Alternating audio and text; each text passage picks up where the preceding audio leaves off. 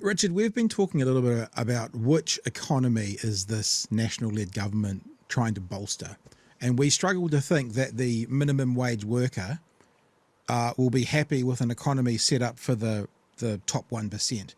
And probably if it was the other way around, the top 1% wouldn't be that happy for an economy set up for the minimum wage worker, which is the economy that we would be fighting for.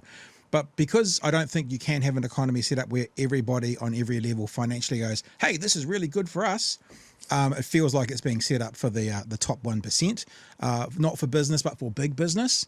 And we're wondering, like you've just said, this is the worst you've seen. Are we seeing these trends accurately? Is that what you're seeing in this government, that they're really just about everything they can do for big tobacco, petroleum, big business, and the little business and little man can go get stuffed?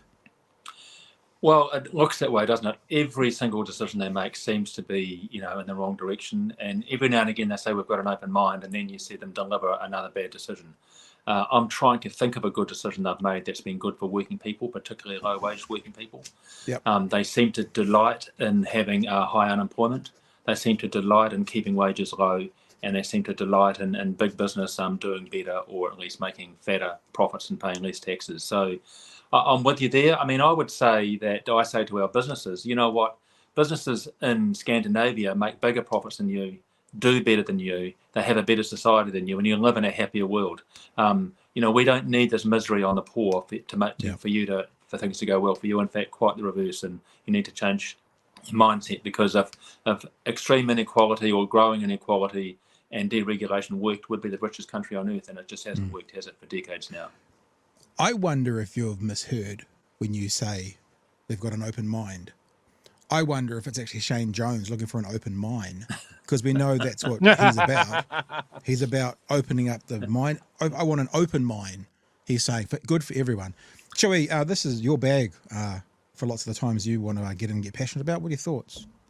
Yeah, look, this is something that I think is incredibly important. I think a lot of the time Kiwis are quite content to go with the flow and all things shall pass.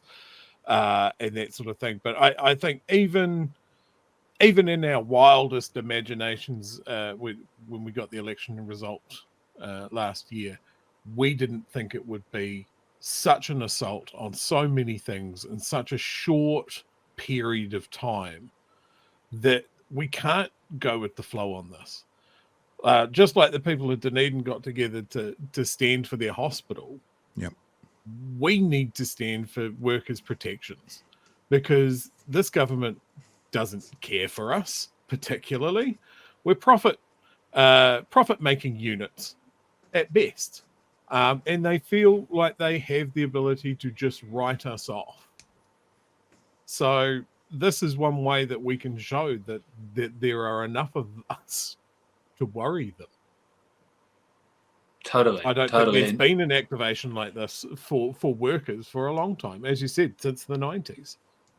Absolutely. I mean, what we do have is a vote, and and we need to exercise it carefully. But we really need to build understanding and consciousness around what's really happening here. And we've always, as trade unions, of course, we understand that the future is not written. We need to seize it, and we need to act. And in fact, that's our responsibility as participants in a democratic society. We need to speak up. We need to be heard. And at the moment, I think the people who are running this country would prefer it if we kept to ourselves and stayed quiet. They certainly don't want to talk to us.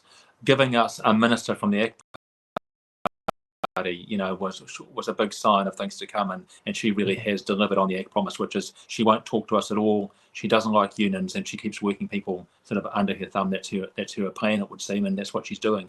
And it really is unacceptable to have a minister with her sort of political ideology being rained down upon the working people of New Zealand.